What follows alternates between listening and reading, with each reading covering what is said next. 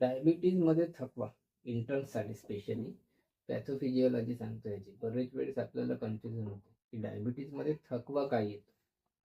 Doctor sugar control आहे तरी पण खूप थकवा येतो. इंटर्न डॉक्टर म्हणून ओपीडी मध्ये तुम्ही हा प्रश्न दिवसाला किमान 5 वेळेस ऐकणार कमीत कमी. रिपोर्ट्स मध्ये फास्टिंग शुगर 110, पोस्ट प्रँडियल 160, HbA1c 7च्या आसपास, तरी पेशंट सकाळी उठत नाही. दुपारी झोप येते, पाय ओढल्यासारखे वाटतात, काम करायची इच्छा होत नाही. इंटर्नच्या टिपिकल रिप्लाय काय असतो? शुगरमुळे असेल किंवा वॉक वाढवा. पण बघा, हे इनकम्प्लीट आन्सर आहे. आज आपण समजून घेणार आहोत शुगर नॉर्मल असूनही थकवा काय येतो. ऍक्च्युअली फटीग म्हणजे काय? Fatigue is not equal to weakness. फटीगला तुम्ही वीकनेस सोबत जोडू शकत नाही किंवा फटीगला तुम्ही लेझीनेस सोबत जोडू शकत नाही. म्हणजे तुम्ही असं नाही म्हणू शकत की फटीग म्हणजे एकदम वीकनेस वाटत आहे, एकदम ढिला पण वाटत आहे बॉडीमध्ये, त्याला आपण फटीग नाही म्हणत. थकवा गोष्ट वेगळी. आणि दुसरी गोष्ट, फटीग म्हणजे लेझीनेसही नसतो. लेझीनेस म्हणजे आळशी वृत्ती आपण ज्याला म्हणतो. तर आळशी वृत्तीमध्ये याला मोजता नाही येत ऍक्च्युअली. फटीग म्हणजे एक सेल्युलर एनर्जीचा फेल्युअर आहे. म्हणजे पेशीला एनर्जी मिळत नाही किंवा मिळूनही ती वापरता येत नाही. Diabetes equals to energy paradox disease. म्हणजे ब्लड मध्ये ग्लुकोज आहे पण सेल उपाशी आहे. आता तुम्हाला कोर पॅथोफिजिओलॉजी शिकवतो.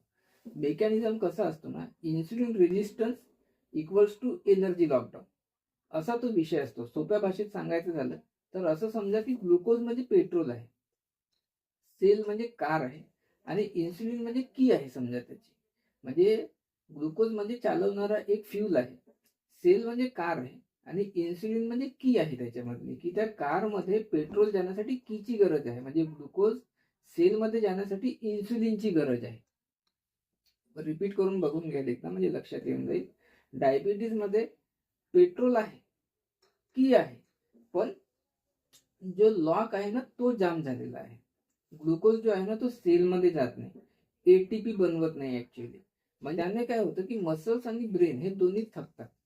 क्लिनिकल साईन आपल्याला कसं दिसेल की वॉक केल्यावर जास्त थकवा जाणवतो आणि पेशंट आपल्याला कसं म्हणतो की डॉक्टर बॉडी साथ देत नाही म्हणून, है ना. बरं, एक दुसरा मेकॅनिझम आहे ज्याला आपण म्हणतो मायटोकॉन्ड्रियल डिस्फंक्शन. इंटर्न्स हे लक्षात ठेवा. Mitochondria equals to power house of cell. Diabetes मध्ये oxidative stress, free radicals, glycation damage आणि त्याच्या कारणानं कसं आहे, मायटोकॉन्ड्रिया जे आहे ते स्लो होतात, एटीपी प्रोडक्शन जे आहे ते खाली जातात आणि त्याचा रिझल्ट आपल्याला काय दिसेल? शुगर नॉर्मल राहते पण एनर्जी ॲब्सेंट राहते. माझ्या सांगण्याचा अर्थ असा की diabetes is not a sugar disease, it is mitochondrial disease.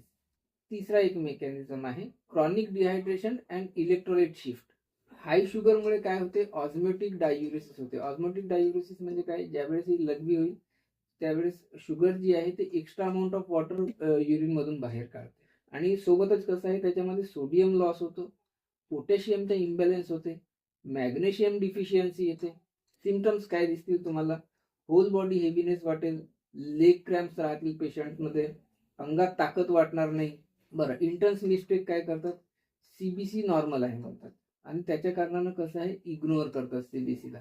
पण इलेक्ट्रोलाइट बॅलन्स कुठे बघितलं तुम्ही? बरं, एक आणखी मेकॅनिझम आहे, मेकॅनिझम चौथा असं समजून चला. ॲनिमिया आणि सब क्लिनिकल डिफिशियन्सी जे राहतात, जसं डायबिटीज प्लस मेटफॉर्मिन. जो पेशंट डायबिटीजचा आहे त्याला मेटफॉर्मिन जनरली वर्षानुवर्षापासून सुरू राहते, जो B12च्या ऍब्झॉर्प्शनला कमी करतो आणि त्याच्या कारणानं पेशंटमध्ये आपल्याला B12 डिफिशियन्सी भरपूर वेळेस दिसते. हा एक प्रकारचा स्लो पॉयझन आहे समजून चला. बरं, याच्या रिझल्टमध्ये काय दिसेल तुम्हाला? नर्व फटीग दिसेल, है ना, ब्रेन फॉग दिसेल, स्लीपी फिलिंग येईल पेशंटला. म्हणजे पेशंटचा नॉर्मल राहते पण पेशंट जो आहे तो डल फील करतो, त्याच्या कारणानं फंक्शनल ॲनिमिया दिसतो आपल्याला. बरं, एक आणखी मेकॅनिझम आहे लो ग्रेड इन्फ्लॅमेशन. भरपूर वेळेस काय होते ना डायबिटीज मध्ये कसं आहे इन्फ्लॅमेटरी स्टेट राहते. IL-6, INF alpha, CRP mildly थोडासा वर चढलेला राहील. आपण याच्या डिटेलमध्ये नाही जाणार पण मी शॉर्ट टाइमच्या हिशोबाने सांगतो की IL-6, TNF alpha, CRP mildly थोडासा वरती चढला राहील आणि बॉडी कंटिन्युअसली फाईट मोडमध्ये असते त्या पेशंटची, है ना. एनर्जी बर्न होत राहते कंटिन्युअस, है ना. आणि पेशंट काय म्हणतो आपल्याला जनरली की डॉक्टर रेस्ट घेतली तरी फ्रेशनेस येत नाही. आणखी एक मेकॅनिझम असतो की ब्रेन ग्लुकोज युटिलायझेशनचे फेल्युअर असतं. म्हणजे ब्रेनला जो ग्लुकोज लागतो ना त्यावेळेस पण इन्सुलिन रेजिस्टन्स ब्रेनमध्येही होत राहते.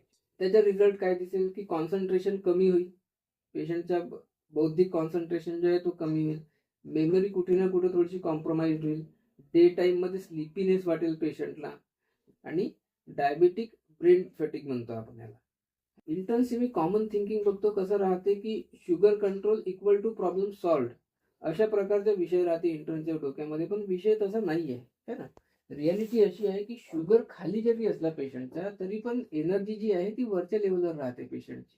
पण काही काही औषधीसोबत रिलेटेड कॉन्ट्रीब्युशन असतात, जसे की आता मेडिसिन रिलेटेड फटीक जे असतात ना पेशंटमध्ये ते कसे असतात सांगतो मी तुम्हाला. जरा समजून घ्या, एखाद्या पेशंटमध्ये एक्सेस सल्फोनाइल युरिया जर आहे ना तर त्यावेळेस हायपोग्लायसेमिक डिप्स जे असतात पेशंटमध्ये, आता म्हणतात हायपोग्लायसेमिया होत राहणं, किंवा सोबतच ओव्हर डायुरेसिस आपण ज्यावेळेस पेशंटचं करतो, ज्यावेळेस समजा बीपी शुगरचा पेशंट आहे त्याच्यामध्ये डायुरेसिक मेडिसिनही आपल्या सुरू असतात, तर त्याच्या कारणाने इलेक्ट्रोलाइट लॉस होते. तिसरी गोष्ट, डायबिटिक पेशंटमध्ये जे आहे स्टॅटिन्स सुरू असतात. बरं, स्टॅटिन्सचा एक वर्क असाही आहे, म्हणजे वर्क म्हणण्यापेक्षा त्याला आपण साईड इफेक्ट म्हणू, की मायटोकॉन्ड्रियल फटीक करते भरपूर वेळ स्टॅटिन्स, है ना. ज्याच्या कारणानं, आणि ते काही काही पेशंटमध्ये होते म्हणा, पण मायटोकॉन्ड्रियल फटीक होते ऍक्च्युअली स्टॅटिन्सच्या कारणाने. त्याच्यामुळे मेडिसिनच्या डोस आणि जी चॉईस आहे की आपण ओएचे कोणती यूज करून राहिलो ती खूप सतर्कपणे करावी लागते. बरं, मेडिसिन कसं आहे, शुगर कमी करते पेशंटच्या, पण एनर्जी रिस्टोर नाही करत unless you choose the right medicine. कोणती मेडिसिन फटीग वाढवते आणि कोणती कमी करते, हे ओपीडी वाईज लॉजिक जे आहे ते माझ्या ॲपमध्ये ऑलरेडी आहे. आता इंटरनल क्लिनिकल अप्रोच कशी ठेवावी, तर ओपीडी मध्ये 5 प्रश्न विचारायचे. सकाळी फ्रेश वाटते का, दुपारी झोप येते का, पायात जडपणा जाणवते का पेशंटला, मेटफॉर्मिन किती वर्षापासून आहे, मीठ किंवा पाण्याचा इनटेक किती आहे. आणि तुम्ही जर स्वतः इव्हॅल्युएशन करत आहे तर मिनिमम इव्हॅल्युएशन ह्या गोष्टीचं करा की B12 किती आहे पेशंटच्या, इलेक्ट्रोलाइट बॅलन्स कसं सुरू आहे, TSH काही सिलेक्टिव्ह पेशंटमध्ये करावं लागते आपल्याला, है ना. आणि मेडिकेशन रिव्ह्यू करा पेशंटचे. एक इंटर्न डॉक्टर म्हणून तुम्हाला रिपोर्ट वाचता येतात पेशंटचे, पण पेशंट समजायला क्लिनिकल विजडम लागते ऍक्च्युली. ज्याला आपण डायबिटीज फटीक म्हणतो, ज्याला डायबिटिक पेशंटमध्ये थकवा म्हणतो, तो ऍक्च्युली शुगर प्रॉब्लेम नाही आहे, तो आहे सेल्युलर एनर्जीचा प्रॉब्लेम. हे पूर्ण क्लिअर व्हायला केस बेस्ड एक्सप्लेनेशन जो आहे, किंवा मेडिसिन सिलेक्शन लॉजिक जो आहे, किंवा ओपीडीचे जे शॉर्टकट्स आहेत ते ABCW क्लिनिकल विजडम ॲपमध्ये स्टेप बाय स्टेप दिलेलं आहे.